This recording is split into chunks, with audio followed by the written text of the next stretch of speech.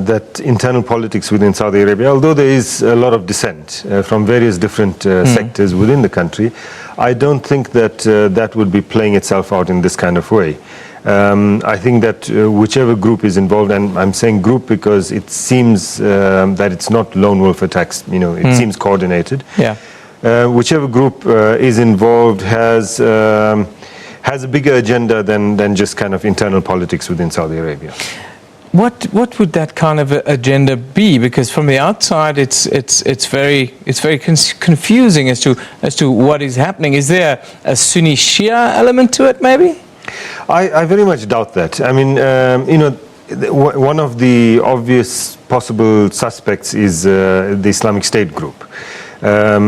However, they usually claim responsibility when they do these kind of things. They haven't claimed responsibility for these three. If it was them, I mean, it would make some sense.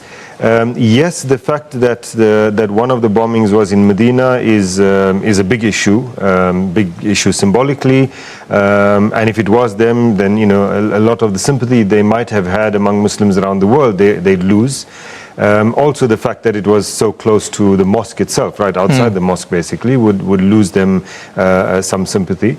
But if we look at the three attacks, I mean, the one was outside the American consulate, so targeting the American consulate. Yeah. The second one was in Qatif at a Shia mosque, so targeting Shia worshippers. And the third was actually not so much at the mosque as at a group of policemen, so targeting security forces.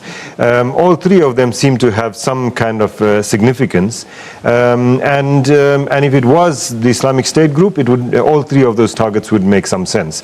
But at the moment, that's speculation, of course. The Islamic State group, they claimed attack for everything. If a firecracker went off anywhere in the world, it seems they've been claiming responsibility for this. In this case, not. Actually, they're a little more careful than that. Sometimes they won't claim responsibility for it, but they'll praise it. For example, the Orlando incident. So they didn't, and it would have been embarrassing for them if they had claimed responsibility. So they don't. But when they do things, they do claim responsibility. In this case, they haven't. It might be that they're waiting to see what reaction comes about first before they do that. Or it might be that there's actually a third element involved here that we're not sure of. So, it's unclear at the moment, and we need more information, I think. What is the general sense around Muslims, not just in South Africa, but around the world? It's a holy month of Ramadan. We're coming to the end of Ramadan now with these kinds of attacks. And it almost seems as if it's in your name a little bit always, as we see in Western media. Yeah, I mean, the big intensification of these attacks, and some of them clearly Islamic State, and others we're not sure, in these last few nights of few days of Ramadan, which Muslims regard, the last 10 days of Ramadan as being the kind of most important, the holiest, if you like, etc. And so there's intensification of attacks in this period.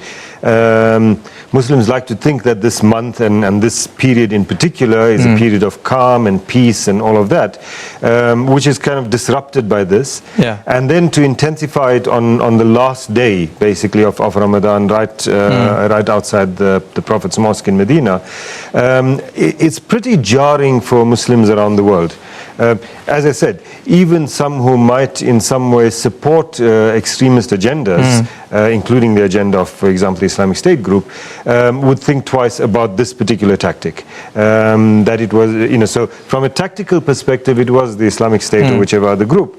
I think a bad move in terms of the sympathy that they would generate. But from their perspective, all of these, so the Saudi Arabia, 3 yesterday, Baghdad the day before, then Istanbul the day before that, targeting countries that are part of a coalition against ISIS in particular, but all Muslim countries, and they're not going to Europe, they're not going to North America, they're targeting these Muslim countries, trying to engender a situation of fear among citizens, possibly force their governments to rethink their involvement in this coalition.